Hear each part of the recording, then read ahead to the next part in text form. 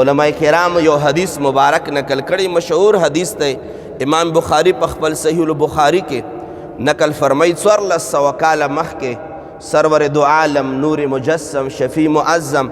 احمد مجتبی محبوب کبریا جناب محمد رسول الله صلی الله علیه وعلى آله وسلم فرمایلی دی، حضور فرمائی من لم یدع قول الزور والعمل به فلیس لله حاجة فی ان یدع طعامه و شرابه. حضور مبارک ارشاد فرمائی چې کچر روژه څوک دیتا وای چې خوراک پریدا او اسکاک پریدا،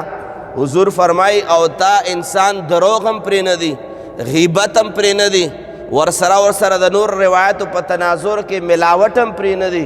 منګائی په زور باندې راوستل هم پری ندی، فراډ او دوکم پری ندی، گناهونه هم پری ندی، فلم کتل هم په رمضان کې پری ندی، رمضان کې ماخوستن ډرامې پرې ښودل هم پرې نه دي، دارنګې فیسبوک باندې مختلف قسمه ویډیانې کتل هم پرې نه دي. حضور مبارک فرمایي چې لیس لله ان یدع طعامه و شرابه، رب العالمین ته د داسې روژې سره ضرورت نشته چې انسان د خوراک پرې او د انسان د څښاک پرې دي، رب العالمین ته د داسې د روژې نیولو سره ضرورت نشته دی.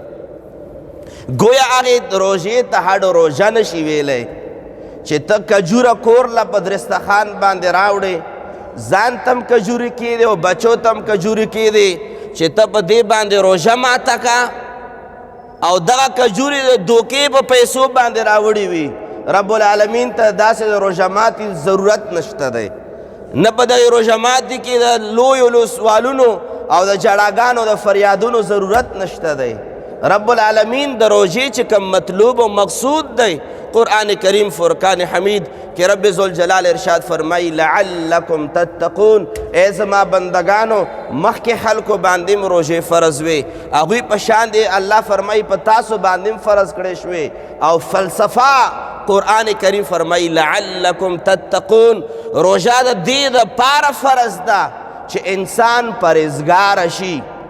انسان تقوادار شي او پرهیزګاري وایي هم دیتا چې دروغ پرېږدې، غیبت پرېږدې، چغل خوري پرېږدې، فراډ پرېږدې، دوکه پرېږدې، په زوره باندې مهنګایي پرېږدې، بل مسلمان پس سپکې سپورې پرېږدې، د بل مسلمان دل ازاري پرېږدې، د بل مسلمان په سر باندې د عزت تاج ولاړ دی، د هغې بې خونده کول پرېږدې. حضور قرآن فرمایي د روژې فلسفه هم دا ده چې د ستا په ژوند کې به رمضان تبدیلي راولي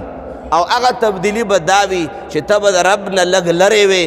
روژې په ذریعه باندې رب ته به ته نږدې شې. دغه تبدیلی که روژې انسان کې راوسته، رب العالمین د طرف نه ته صحیح روژه دارې او د روژې فلسفه انسان پوره کړه. او دا د قرآن کریم په زګو الفاظو باندې پیغام دی چې لعلکم تتقون، روژه فرض ده د همدې دپاره چې انسان کې تقوا راولي، پرهیزګاري پکې راولي. او تقوا یاد ساتئ، تقوا صرف د تراو د ادا کولو نوم نه دی، تقوا صرف 5 وخته مونځ باندې پابنده کېدلو نوم نه دی. رب العالمین داسې نه فرمایي چې روژه مر باندې ځکه فرض کړه چې تاسو 5 وخته مونځ ګزار شئ، 5 وخته مونځ ذکر یې ونه کو، تاسو زکات ورکوونکي شئ یا تاسو تلاوت کوونکي شئ یا تاسو ذکر کوونکي شئ. نه، رب العالمین یو لفظ استعمال کو لعلکم تتقون، د دې دپاره چې تاسو پرهیزګار شئ. او د پرهیزګارۍ ټولو نه اولنی سټپ دا دی، اولنی سټپ دا دی چې د بل مسلمان حق ونه خورې. اولنی سټپ دا دی چې د ستا کجوره د ماتولو کجوره دا د حلال وي. اولنی سټپ د تقوا دا ده چې ته کله په سحر کې کم پراټه خورې، هغه پراټه د کم وړو نه جوړه ده، هغه د حلال وي. اولنی سټپ د تقوا دا دی. صرف په مونځ او په اودسو په روژه باندې انسان تقواداره کېږي نه، بلکې تقوا 5 وخته مونځ ګزاري دا په خپله د تقوا یو جز ضرور دی، خو چې کومه معنا وله مونږ ورکړې هغه دا نه دی. نو روژه مقصد مه دا دی چې دا د ژوند د تبدیلی نوم دی، ژوند کې د ستا تبدیلی راولي. او ټول نه غټه تبدیلی هم دا ده چې انسان پردو پیسو ته ټینګ شي،